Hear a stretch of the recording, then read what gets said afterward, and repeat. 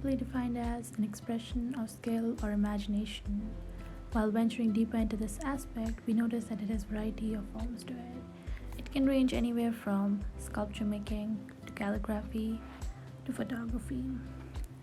It has further been classified into some of these broad divisions, and they are as follows. We have literature, which includes poetry and drama; performing art, which includes music, dance, theater; visual arts, which has painting and drawing; graphic art, which has designing; and plastic art, which has sculpture and modeling.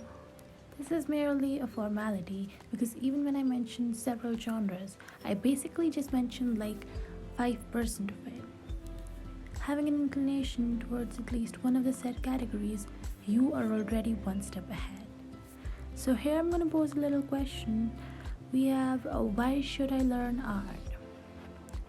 Personally, I believe I have never encountered a single person in my entire life who is not good at something.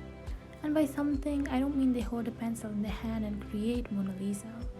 What I mean is a little doodle in the corner of a page, a half composed paragraph written in Notes app, a draft of music lying in your laptop.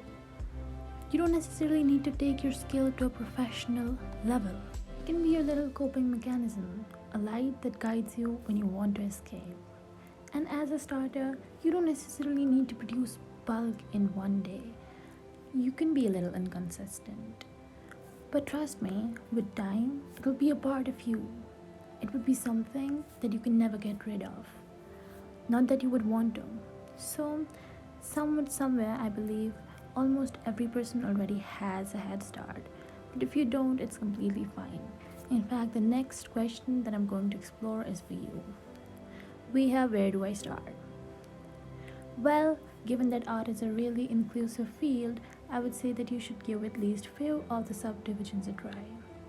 And you have to carry out this process with keeping one thing in mind, that the end product here really doesn't matter. What does matter here is the process, whether you enjoyed it or not.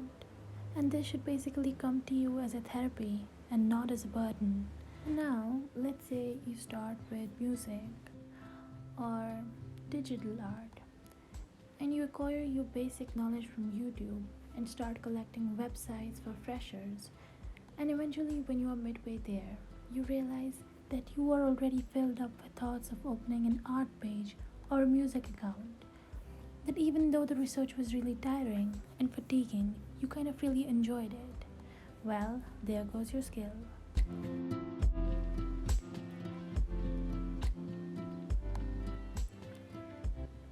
We live in a society where mental pressure comes natural to a person. Inculcating any art form in your life schedule will allow you to further examine your limits. It'll boost your brain functioning, it'll ease your brain, and it will broaden your imagination. And after exploring a variety of online platforms, you may come in contact with different events and you may even end up earning handful amount of bills. It will help you create a small you space. We can vent out your frustrations after a long, tiring day. An element that started as a basic little thing to keep you distracted would now be something you can always count on.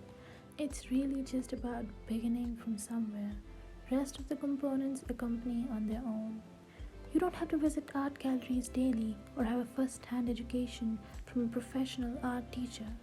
You simply just have to ask yourself what you'd rather be doing if not sleeping or playing a video game. As an artist, you will have a third eye to look at all the dimensions for creation.